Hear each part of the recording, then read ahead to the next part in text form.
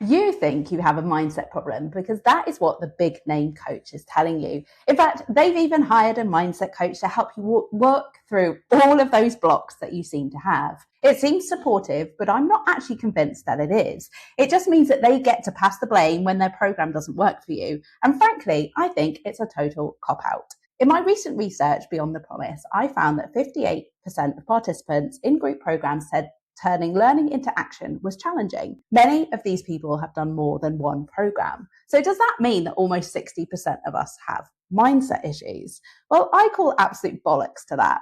And here's what I think is really going on. So the first thing is around cognitive load. If you're a business owner, you are the marketer, the finance team, ops, research and development all at once. You have to do all the things. That constant context switching makes it harder for your brain to process and it wears you out. Add in the ambiguity of making decisions about what to work on and when to work on it, what offers to sell, how to price it, what your messaging is. The list is never ending and it's absolutely exhausting. I don't think you're lazy. I don't think you're uncommitted. I don't think you're even lacking motivation. I think you're just tired trying to do all the things and you don't have the processing power required to make the decisions that you need to make before you can actually move from learning something new into taking action. The second issue I think comes up here is around survivorship bias, because for every success story on the sales page, there are hundreds of clients who got nothing. And nobody wants to talk about this or address it because it undermines the marketing machine. And the people who have these big wins, the big stories, are survivors. We never hear from those who have followed the framework to the letter and still not got the results that they hoped for. That is not a mindset issue, it's a lack of context issue, which brings me then to my third point, which is around unfair advantages. Now, we all have unfair advantages, natural talent, skills, networks, circumstances. It doesn't mean that you're a bad person or that you're playing the game on cheat mode. But knowing your unfair advantage is 100% an asset that you need to lean into to grow your business. It is your competitive edge. Everyone has the skills within them that they need to succeed and they're unique to you. And I highly recommend reading The Unfair Advantage by Ash Ali and Hassan Kuba. Hopefully I've got that surname right. But the Just Do It crowd will rarely mention this context, these unfair advantages, in how it formed the foundations of their pathway to success. And once we strip away that context, my question is, would they have still pushed through anyway? Is it that they have a better mindset, or is it more about luck of timing, the gifts that they were born with and the circumstances in their lives and around how they've grown their business? Is it their environment that they're in, that they've cultivated, that they've curated and their situation, or is it their mindset?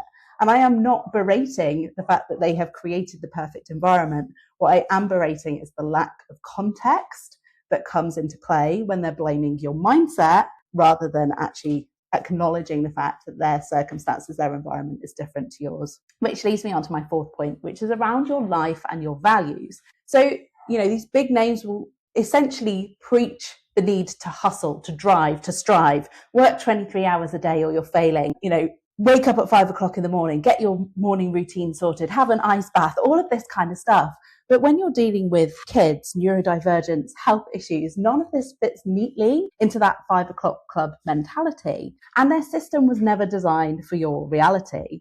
I've been in those programs before and thought, great, that's great for you, but this is just not going to work for me in the stage and season of life that I'm in. And it's not just about circumstances either. It's also about values. Like, I will not lie in my marketing to make a sale, but I know people who have, like the coach selling passive income while working 50-hour weeks with a nanny raising her kid.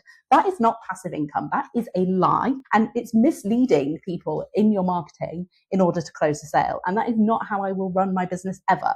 That is not a mindset issue. That is a value and ethics one. So if it's not a mindset issue, what is it? So how do I make sure that I can turn my big ideas into results? How did I run 2 summits last year, launch my YouTube channel, grow a Facebook group to over 2,500 people, get fully booked in 6 weeks? Well, here's how I do it. I plan in 90-day blocks and I get ruthlessly focused on one core outcome. I cannot chase 10 directions at once, and neither can you. When I ran my summits last year, that was my primary focus outside of my day-to-day marketing and client delivery. Like, who was speaking? Who was I going to market to? How am I going to record it? All of that kind of stuff was the sole focus for 90 days. When you split your attention, you end up with 5 half-finished projects and no results. Then the second thing is around building that plan around honest constraints. So looking at both your business and your life constraints. How much time do you actually have available? Obviously, there are some things that you just cannot stop doing. You need to do your marketing if you want clients. You need to deliver well for your clients. Those time constraints need to go into your plan, as well as all the things that are happening outside of your business as well. And what you need to do is factor in those constraints so you can build a system that lets you show up. And you also need to factor in the time that it's going to take to do the deep work, to get the big ideas, to turn from a kind of nebulous concept into something real. And then you want to put scaffolding into place. So it might be the list of people to reach out to, pre-made decisions about who fits the criteria, habits like I'm going to contact 3 people every day. And once those decisions have been made, once the habits have been built and formed and the systems are running, and if you're then still stuck not doing the things that you know that you need to be doing, that's when it's worth exploring your mindset issue or so-called mindset issues. But just because a framework you've been given doesn't lead to the results that you were sold does not mean you have a mindset issue. Like, there can be a whole host of other reasons that are stopping you from getting to where you want to go in terms of how you're actually making decisions, prioritizing and deciding how to take action and building in an environment that helps you to take that action. If you've got that in place, sure, explore the mindset issue, but not as the first port of call. So I'd love for you to ask yourself, are you chasing 100 different goals at once? You know, that million different ideas trying to bring everything to life. Is your plan built on honest constraints, or is it built on this kind of dream fantasy life business time that you have? Are you trying to hustle bro your way to success when actually you're an exhausted,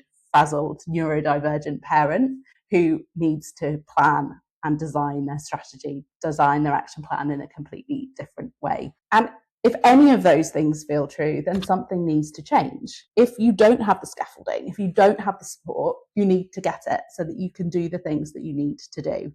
And I would love to help you figure out where your gap is in your spark, your strategy, and your setup. I've got free momentum audits. It's 30 minutes with me. We will look across those different areas, those 3 different strands that make up your action plan to actually help you bring the things to life, and we'll work out where the gap is.